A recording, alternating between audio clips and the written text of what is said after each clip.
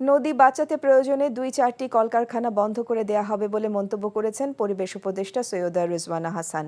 সকালে গাজীপুরে সুস্থ নদী সুস্থ নগর শীর্ষক যুব সম্মেলনে তিনি এসব কথা বলেন। উপদেষ্টা বলেন, আগামী প্রজন্মকে দূষণমুক্ত নদী ও পরিবেশ দিতে চাই। পয় নিষ্কাশন, দূষণ ও পলিথিনের দূষণ সহ ৩টি কারণে নদী দূষণ হয়। তাই পলিথিনের ব্যবহার বন্ধ করে বিকল্প পথ খুঁজতে হবে।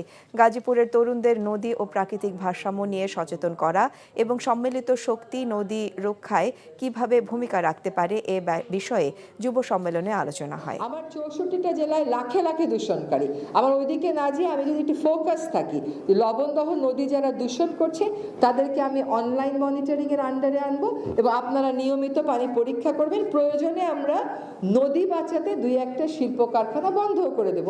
আইন না মেনে তো শিল্প কারখানা চালানোর কোনো সুযোগই নেই।